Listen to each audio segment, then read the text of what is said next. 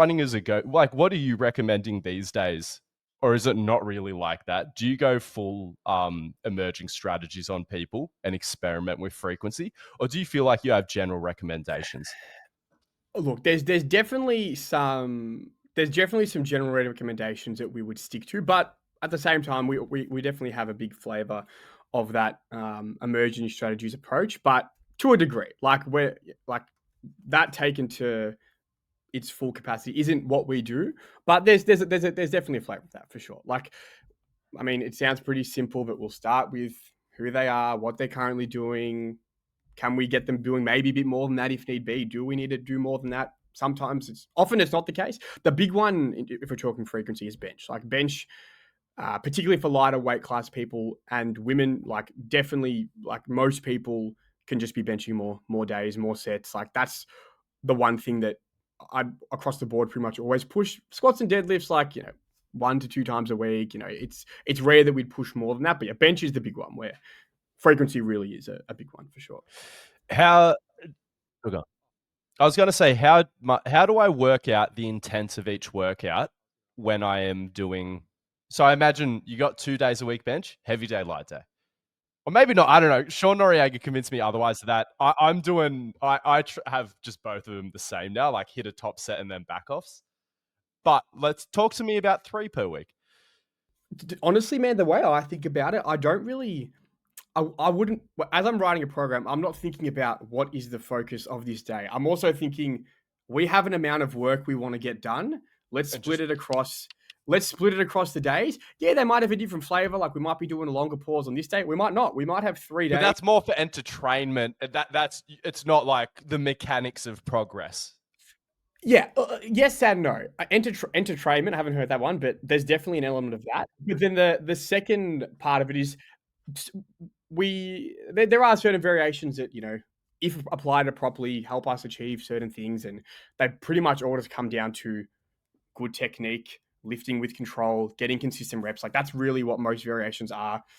The way I'd see it, they're just a tool to allow us to get that. So yeah, we're going to have some different variations in there probably to make that happen. But at the end of the day, by far the biggest thing is just hard sets per week. Like that's, are we doing 10 sets a week? Is our bench progressing? No, cool. Let's try and get up to 15. How do we make that work? Do we add some variations in there? How do we vary those RPEs to make it work? Like, probably the more hard sets we're doing, the less we're going to be pushing super high RPEs just to make things work. But yeah, that's pretty much the crux. I don't think it's too complicated. I like that as well. Just hard sets per week. Keep a tab on that.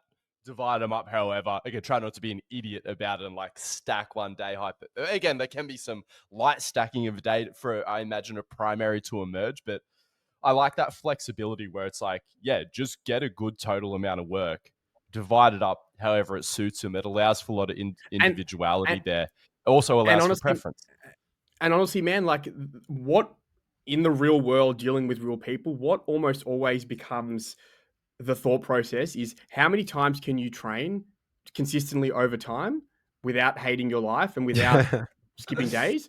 Cool. Let's work that out. How do we work it? If there's someone who I know, I can set my watch to the fact that they're going to train and be able to bench 4 days a week. Crazy. We'll program them 4 days a week. But this sounds really simplistic, but the amount of times that just the thought process is, yeah, I've given him or her bench on their fourth day, but every second week they're missing that fourth day. That is doing nothing for me. And sometimes it might just be, all right, let's front load the important shit. Get it done early in the week. If they miss that fourth day, Mm. she'll be right. Like versus like, oh yeah, let's get 5 hard sets on there on day 4 that may or may not get done. Like it's more, it comes down to, in the real world, dealing with real people, logistics and scheduling. Like, are you getting the work in? No. How can we help you get the work in? Like, yeah, that's So when you upgrade that bench frequency, when you upgrade that bench frequency from that 10 to 15, do you start to vary the intensities there? Like, do you go, okay, we'll now we'll have a low day, or is like, no, you're just hitting 15 hard sets, like they're all hard. like if we define the hard sets as somewhere between an RPE 6 and 9, as long as we're in that ballpark, So we're good. yeah. If we're averaging if we're averaging RPE 9, we're probably working too hard. If your average RPE is 6, we're probably not working hard enough. If we're somewhere in that middle park, yeah, there's going to be some RPE 6s in there. There's going to be some RPE 9s. Like it's not, if you're already averaging a 7 to 8 RPE, we don't have to change anything. Like it's only if you're someone who's like really pushing that intensity just way too much, we might want to pull you back. But my insecurities won't let me do sets at 6 RPE. I find it harder too. It just means the weights are so low. I'm like, people are looking at me. I seem like I'm a pussy. Like, sorry, I need to get Especially if you don't have a blue plate on that bar. Fuck, it's such an ego killer. No, I'm not that much. Oh, sorry. Okay. Sorry. look, still our bench, here's the thing. Jacob. Who'd do that? Not me. Here's the thing.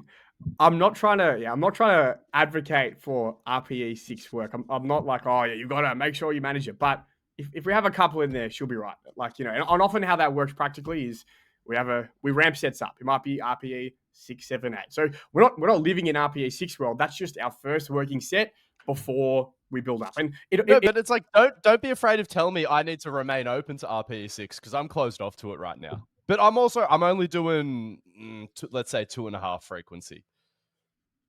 The reason I would get you to consider not necessarily strictly an RPE 6, but sets done on the lower side of that ballpark we want to live in is if we want to make changes to our technique, if we need to, we don't necessarily need to, but if we do need to make changes to our technique, that's probably not happening at an RPE 9. At RPE 9, we're in fight or flight, get this weight up, I just need to push. It doesn't mean we need to go to, you know, RPE 3, but there's a sweet spot there where it's challenging, but we can actually adjust things when we can be somewhat cerebral and not just like push. Like if we can live in push land because our technique's down pat, crazy. But if we have some things we need to adjust, coming back slightly some of the week, there's merit to that. If you want to learn more about the general physical preparation training philosophy, we put together an extremely practical course covering all the different aspects of physical preparation, as well as a unit on programming, so you know how to tie it all together and produce the same world-class results that we get with our athletes. We've got pre-recorded lectures, a community page where you can ask questions and interact with the other GPP coaches, as well as monthly calls where you can ask questions live or just catch up and hang out with us. Check out the link in the show notes for more info.